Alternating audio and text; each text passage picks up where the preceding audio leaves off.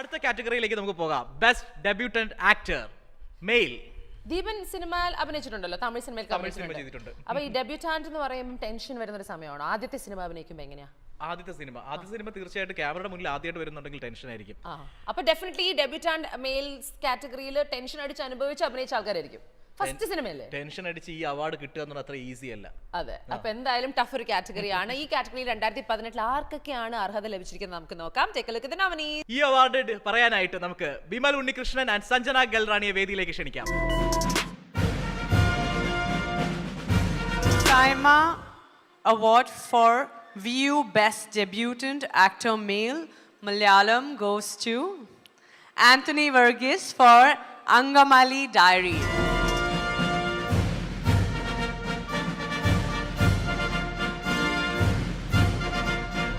എല്ലാവർക്കും നമസ്കാരം.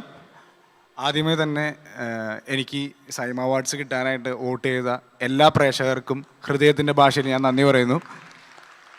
അതോടൊപ്പം എനിക്ക് അങ്കമാലി ഡയറീസിൽ ചാൻസ് തന്ന ഡയറക്ടർ ലിജോ ചേട്ടൻ, റൈറ്റർ ചെമ്പൻ ചേട്ടൻ, പ്രൊഡ്യൂസർ വിജയ് ചേട്ടനും എൻ്റെ നന്ദി ഞാൻ രേഖപ്പെടുത്തുന്നു.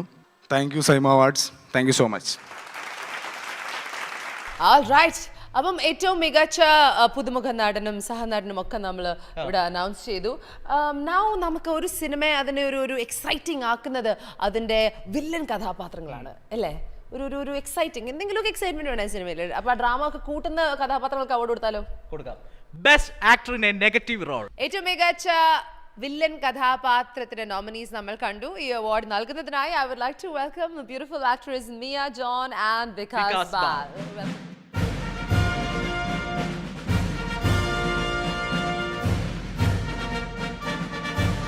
Saima for this opportunity and congratulations to all the winners.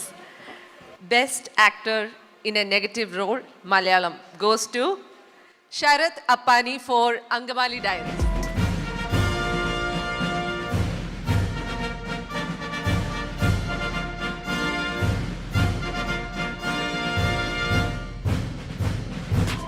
ആദ്യം തന്നെ എല്ലാവർക്കും നമസ്കാരം. അറ്റ്ലി സാർ വണക്കം. ഒരുപാടധികം സന്തോഷമുണ്ട്. ഞാൻ സൈമ അവാർഡിൽ ആദ്യമായിട്ടാണ്. ഈ അവാർഡ് എനിക്ക് അങ്കമാലി ഡയറീസ് എന്ന എൻ്റെ ആദ്യ സിനിമയ്ക്ക് ലഭിച്ചതാണ്. അപ്പോൾ അതിൻ്റെ ഡയറക്ടറായ എൻ്റെ സ്വന്തം ലിജോ ചേട്ടന് ഹൃദയത്തിൽ നിറഞ്ഞ നന്ദി. പിന്നെ അതിൻ്റെ സ്ക്രിപ്റ്റ് റൈറ്ററായ ചെമ്പൻ ചേട്ടന് നന്ദി. ഇനിയും വരാനിരിക്കുന്ന എല്ലാ സിനിമകളും എല്ലാവരും കാണണം, സപ്പോർട്ട് ചെയ്യണം. Thank you.